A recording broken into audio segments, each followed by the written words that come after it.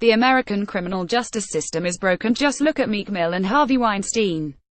This month, Meek Mill, a 30-year-old rapper, was sentenced to 2 to 4 years in prison for violating the terms of his probation he's been on since he was a teenager, all stemming from charges of gun and drug possession.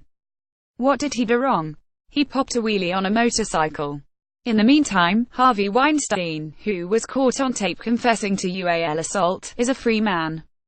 We are so thoroughly used to the sanctity of women's bodies being ignored and violated, and that we includes women ourselves, not to mention law enforcement, that more often than not, the violation of the body has to be disturbingly egregious and violent for the incident to be taken seriously. Sexual assault is one of the most underreported crimes in the country. And even when it is reported, prosecutors may not believe they have enough evidence to prosecute. They may find the victim insufficiently sympathetic. Prosecutors aren't necessarily bad people, but they are worried about conviction rates, and their job performance often hinges on bringing cases they can win.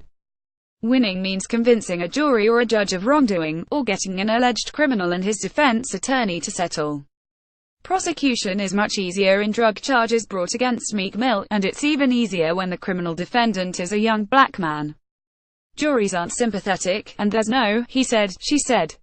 As much as we like to think justice is blind, our criminal justice system replicates the same bigotries at play everywhere else in the United States, including racism and ism. Conviction rates for black men are higher than they are for white men. Funding for public defenders varies significantly by state, and while many of these lawyers are brilliant and dedicated public servants who do their best, they are underfunded and overworked nearly across the board. Other criminal defense lawyers border on negligent, and their clients suffer for it. Low-income and off-color defendants like a teenage Meek Mill are at a huge disadvantage.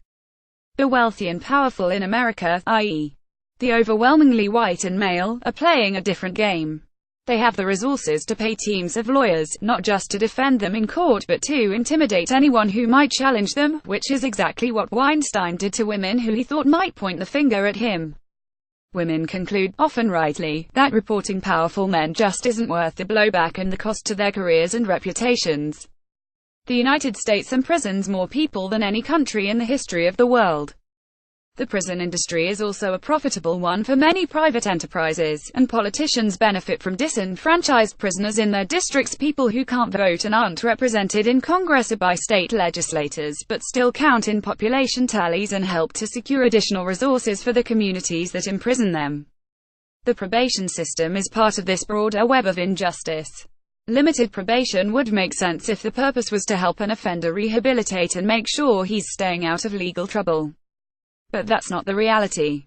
Probationary periods are often absurdly long. See Meek Mill, on probation at 30 for a crime he committed at 19, and seem designed to trap troubled men and women in a system that is purely punitive. We certainly spend enough money locking people up often again and again. What if instead the focus was improving their prospects post-release, with job training, social support while they got on their feet, and counseling to help them reintegrate into their communities and stay out of trouble? What if the goal of probation was to help men and women released from prison to succeed as productive members of society, rather than to catch and punish them when they make any small misstep?